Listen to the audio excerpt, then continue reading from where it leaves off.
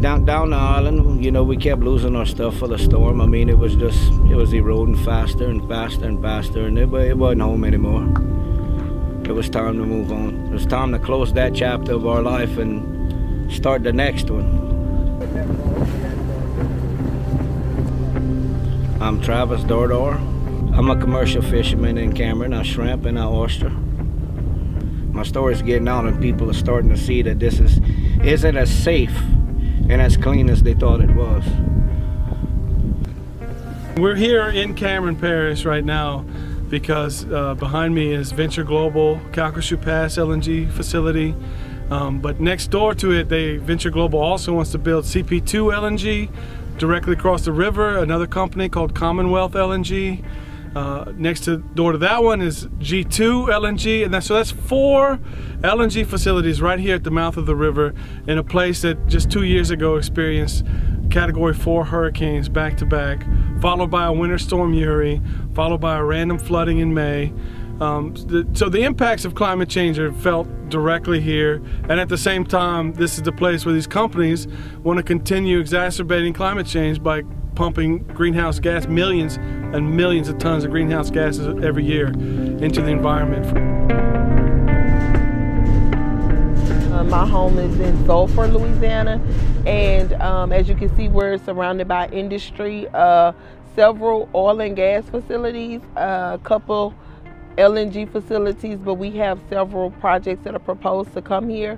Right now, where I live, there's Westlake Chemical, Indorama, Sasol, PPG, Phillips 66, but then we have projects like Driftwood LNG and Commonwealth LNG. On top of all of the industry that we're surrounded by, we also have a lot of other issues that our community is facing because they're still recovering from hurricanes and storms that we've had in the last 2 years. It's the belly of the beast because all that's happening in terms of petrochemical expansions, plastics, you name it, it's happening here in Port Arthur. If you're talking about hydrogen hubs, these plants use and consume hydrogen, it's here. If you're talking about carbon sequestration and storage, Big Hill Strategic Petroleum Reserve is just down the street here. And guess what? It's happening here. If you talk about LNG, we have 2 LNGs and a third one trying to come into this area. Again, Port Arthur. And then you have oil exports with the products pipeline that wants to take crude oil from America and ship to Europe and other parts of the world, and it's going to go through Port Arthur and into Louisiana and then out into the Gulf of Mexico, once again, Port Arthur. So we have to deal with all of that, and we're dealing with the aftermath of 12 decades of environmental industrial pollution caused by the petrochemical industry. So I have the report at home from the Texas Department of State Health, and it clearly states, you know, there's 7 types of cancer, and it names the cancers that are higher than to be expected right here in southern Brazoria County. And of all things, Dow Chemical about 10 years ago built our own cancer center just about 10 miles away in Lake Jackson, Texas. So, you know, I don't understand why these companies, they could prevent a lot of this emissions and cancers and health problems and breathing problems, but instead they build a cancer center, you know, and you can only go there if you have really good insurance to get cancer treatment. There's a lot of people that have premature heart issues and deaths because of the particles and stuff in the air. I always talk about, you know, here we have methane, carbon, and then we have all benzene. It's like a big chemical soup around here that we all breathe in every day, every day. You can see that tanker loading over there. You saw the tanker going through. The noise pollution from it, the light pollution at night, the air pollution when they're flaring.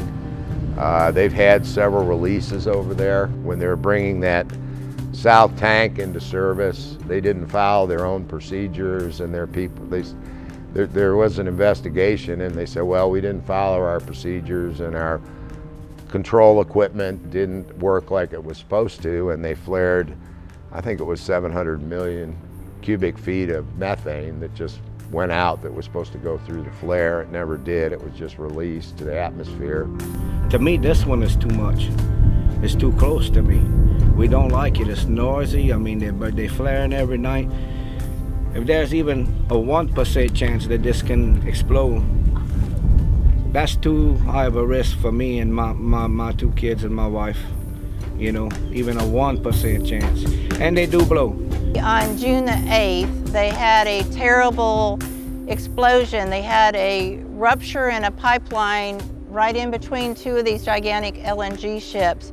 It caused a 450-foot high vapor cloud to go up and explode, and then they had a fire after that they had to put out. When the ships are over here, gigantic LNG ships, normally when they're open, there's always 2 at a time loading, and they are so dangerous when they're fully loaded. So can you imagine when these fully loaded LNG ships would pull up to an import facility in Europe, how dangerous those ships are.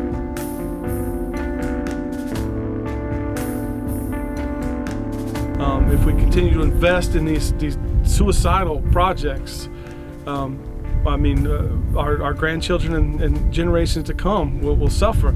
We all have arrived at this point on the backs of so many ancestors and so many generations to get to right here where we are today.